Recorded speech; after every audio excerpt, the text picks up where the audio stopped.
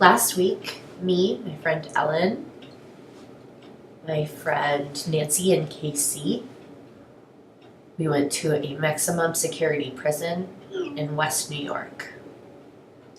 We went because there's about 7 or 8 deaf prisoners that are incarcerated there.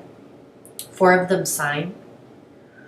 2 of them know some sign language and 1 doesn't, but it was a wonderful experience to go and teach the Devia deaf art method. So Nancy was showing them how to paint faces, giving them some examples. Ellen was walking around. We were just letting them go at it, pick out their supplies and get started. I was walking up to everyone, looking at their artwork. A lot of it had to do with freedom and name signs. I was talking with one guy and he asked me, "What's your number again?" So I looked at him and I asked him, "What do you mean my number?" And he said, "Oh, I'm sorry, I mean your name." So in prison, in maximum security, it's a requirement for everybody. Instead of a sign name, you go by a number, not your name. In maximum security prison, it's a requirement that your identity is stripped away and that you become a number. So with the art, we worked on the identity of your name signs, and we threw away the idea of numbers because it's about you and your personality. So I was talking to this one guy, his sign name was HH, and he wasn't sure how to draw that with his face, HH.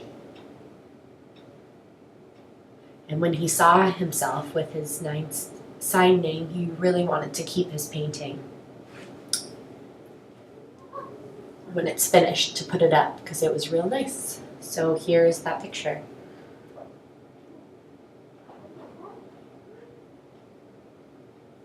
Signer error, his name was Henry.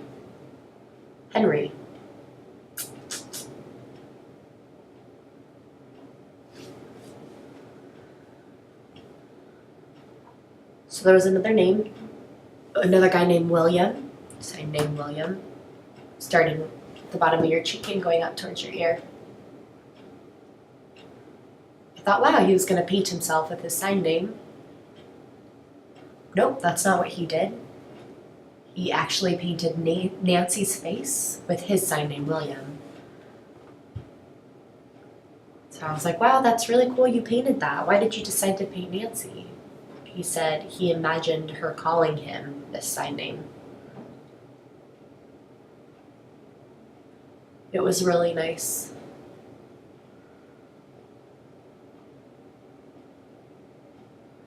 There was another man named Owen, and his sign name was right here on his neck because he is heavily tattooed on his arms. So Owen, like a tattoo artist.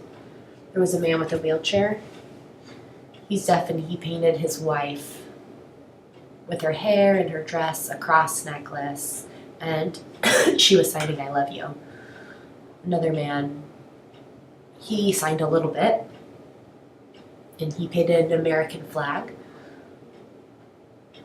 There was another man, he became deaf later in life, so he didn't sign. He was very gestural and oral.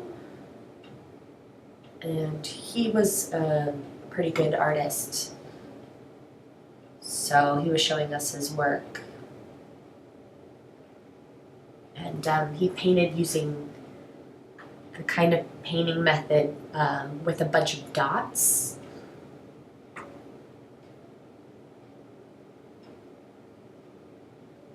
So he didn't show. That man, he was an artist and he used a lot of white, just mixing white again and again and again for a long time, just mixing the paint, pointing it up. So that was fine. My experience going to the prison and visiting really left an imprint on my heart and on my life.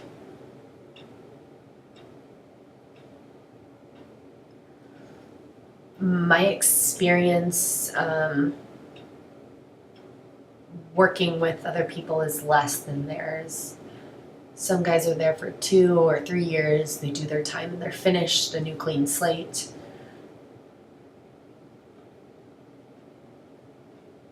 Some people are in prison again and again and again. It's a repetitive process. I was walking by, I could see a bunch of guys. Oh, error! Not again and again. She was walking by the prisons cells, and it was really touching her heart to see what happened to them, being locked up for so long and having their identity taken away. Can't see their family.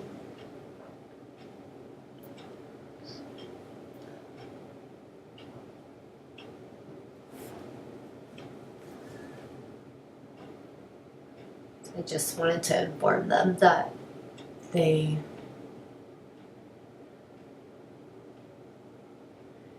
imprisoned in the jury, it means you can't see your family. It's a slow process.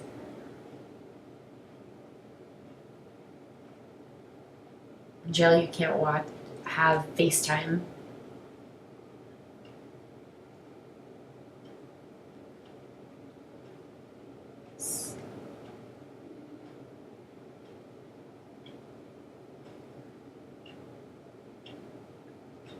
When everybody in the state sees that I have deaf people in prison, go home, they think that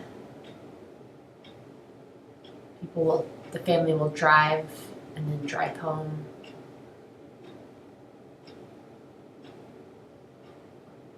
Maximum security doesn't have that. Okay, so interpreter error, I think she was talking about them not having access to FaceTime.